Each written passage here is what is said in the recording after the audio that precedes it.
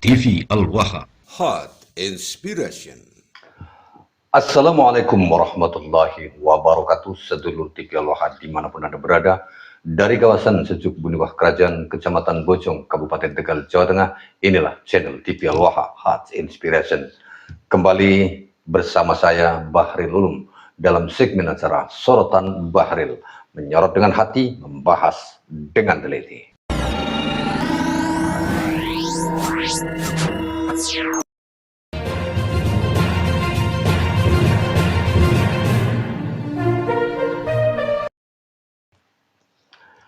Sedulur TV Al-Waha, beberapa waktu yang lalu terjadi persekusi terhadap jamaah gereja yang mengadakan Jumat Agung, acara Jumat Agung di Tangerang, di sebuah kota di Jawa Barat. Mereka kemudian dibubarkan paksa gara-gara melaksanakan acara Jumat Agung yang konon katanya tidak berizin. MUI kemudian mengeluarkan suratnya, dan kemudian orang-orang yang mengatasnamakan dirinya diduga menggunakan nama FPI dan jamaah lainnya itu menggeruduk paksa dan membubarkan jamaah anggota dari Jumat Agung, acara kegiatan Jumat Agung, di mana acara Jumat Agung ini adalah perayaan kegiatan agama Kristiani, sedulur TV Al-Waha. Ada sebuah informasi mengejutkan bahwa salah seorang yang melakukan penggerudukan tersebut kemudian meninggal dunia. Ini dia informasinya, sedulur TV Al-Waha. Abdul Rashid yang diduga menutup ibadah Jumat Agung di Tangerang dikabarkan meninggal dunia pada dini hari. Setelah mereka menutup ibadah Jumat Agung, Abdul Rashid tidak merasa bersalah. Kini pemakamannya sedang diadakan di kediamannya. Dan ini adalah ucapan belasungkawa dari rekan-rekannya. Nah, itu dia sedulur TV Al-Waha.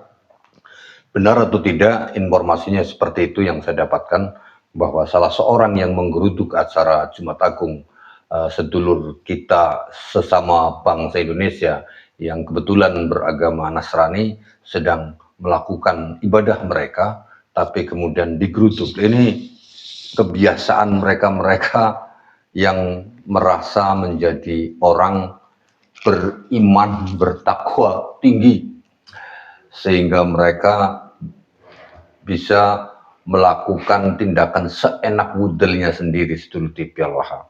Jadi kalau kita lihat mereka yang mengatasnamakan FPI, Front Pembela Islam, yang sekarang berganti nama Front Persaudaraan Islam, katanya persaudaraan Islam.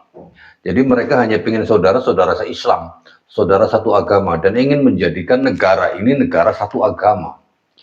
Itu sesuatu hal yang mustahil, kan? Sesuatu hal yang mustahil bahwa Indonesia ini akan dijadikan sebagai negara khilafah, negara yang hanya berdasarkan satu agama saja. Ini kalau boleh dibilang bahwa ini adalah kesombongan kaum beriman, sehingga mereka saja yang merasa pantas menjadi warga negara Indonesia dengan yang beragama Islam, yang lainnya yang bukan beragama Islam tidak boleh ada di Indonesia, tidak boleh melakukan kegiatan-kegiatan ibadah mereka. Ini sebuah rasisme yang sebenarnya tidak bisa ditolerir. Namun demikian pihak MUI itu menjembatani apa yang mereka inginkan. Apa yang mereka inginkan si kelompok-kelompok ini, salah satunya ada pendapat warga. Sejak kapan MUI diberikan kebebasan untuk memberikan stempel sesat kepada agama-agama penghayat? Kalau nggak bisa menjadi wadah untuk mempersatukan, ya lebih baik dibubarkan saja gitu loh. Saya tahu kok isi-isinya orang MUI itu dari kelompok mana. Ya daripada membuat keributan itu kan. Sementara gini, orang yang disesat-sesatkan itu mencintai alam. Ya kan, bukan yang merusak alam itu loh.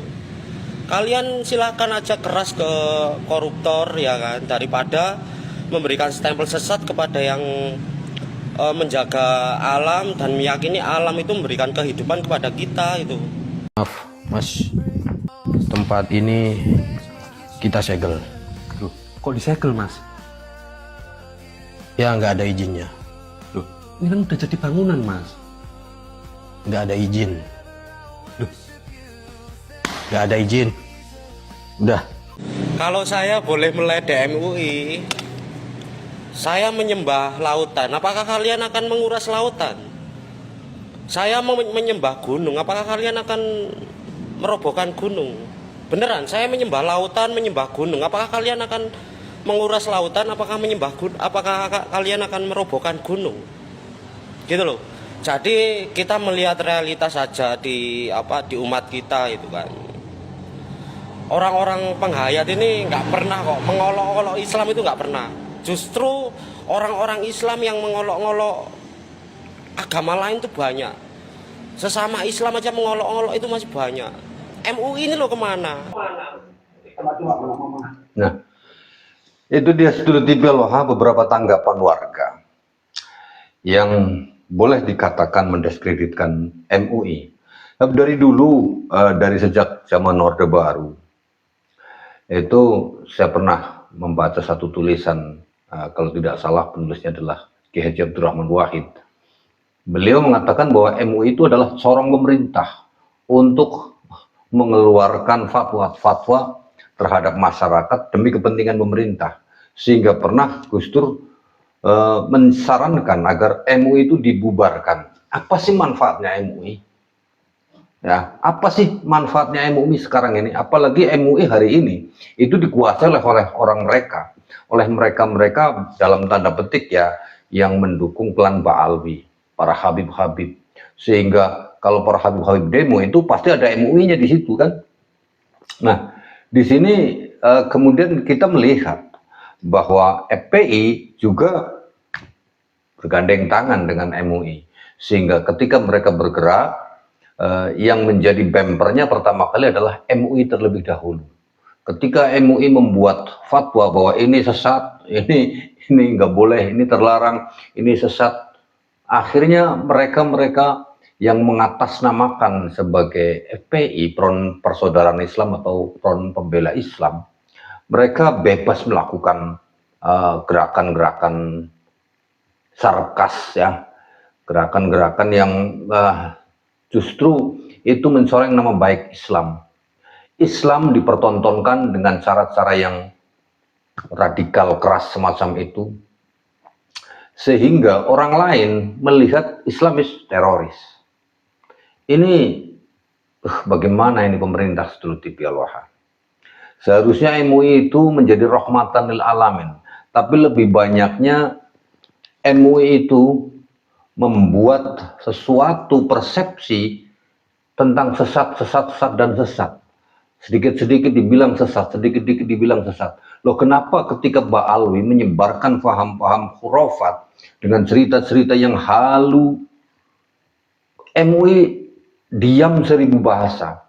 Tidak ada anggota MUI yang berkata bahwa ajaran yang dibawa oleh Ba'alwi, Habib-Habib di dalam ceramahnya itu berpotensi sesat, menyesatkan. Mereka enjoy saja, diam saja. Loh, kenapa? Ya di dalamnya karena ada jongos-jongosnya Habib itu, jongos-jongosnya Ba'alwi di dalam MUI itu. Makanya MUI hari ini pantasnya diapain? Kalau menurut saya dibubarin aja.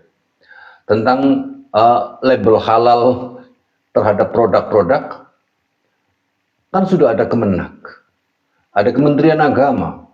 Kenapa Kementerian Agama itu tidak ada fungsinya dalam memberikan label halal haram terhadap suatu produk? Seharusnya itu urusan Kemenak, bukan MUI. MUI cukup bubarkan aja. Karena nun sewu, mohon maaf yang sebesar-besarnya, kalau boleh kita jujur, MUI itu manfaatnya hanya itu, memberikan label. Di mana label itu, label halal haram itu saja bisa diperjualbelikan. Bisa diperjualbelikan. Kenapa saya bilang bisa diperjualbelikan? Ada produk, itu produknya adalah alat elektronik untuk nyuci, mesin cuci, ada label halalnya. Ini kan sesuatu yang lucu-lucu, batok gitu loh. Masa mesin cuci dikasih label halal? Coba logika berpikirnya di mana itu?